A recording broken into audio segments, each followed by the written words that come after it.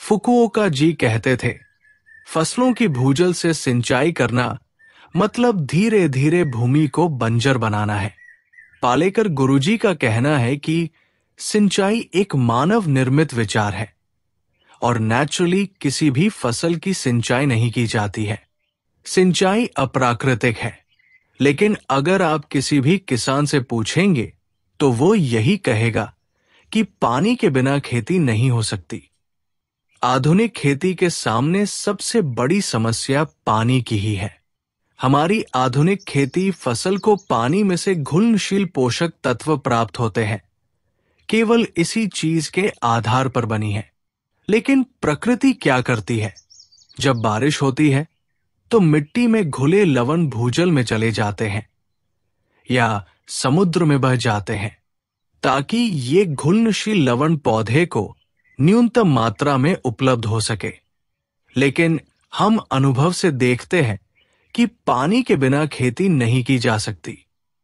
यहां हम देख सकते हैं कि 2 बेल के पेड़ हैं, एक करी पत्ते का पेड़ है और एक चंदन का पेड़ है। ये पेड़ कई वर्षों से केवल वर्षा के जल पर निर्भर थे। इस साल हमने आम के पौधों की नर्सरी बनाई थी और उन्हें यहां रखा। उन पौधों को पानी देने की जरूरत थी। हमने उसे अपने बोरवेल से लगभग 8 से 10 बार पानी दिया। अब जब लवण की ये सब चर्चा चल रही थी, हमने अपने बोरवेल के पानी के टीडीएस की जांच की और वो 1900 पीपीएम तक पाया।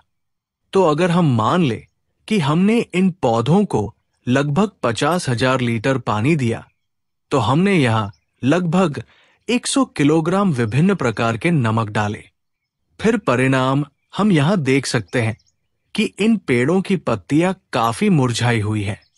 यहां हम देख सकते हैं कि इस करी पत्ते के पौधे की पत्तियां काफी मुरझा गई है, जैसे कि मर गई है। हम देख सकते हैं कि चंदन के पेड़ की अधिकांश पत्तियां झड़ चुकी हैं।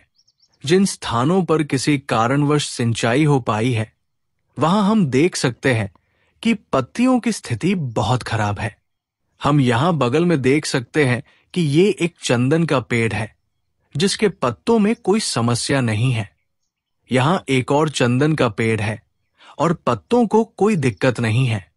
तो यहां हम देख सकते हैं कि सिंचाई जैसी आवश्यक चीज भी किस प्रकार प्राकृतिक विरोधी है और पौधों को नुकसान पहुंचा सकती है।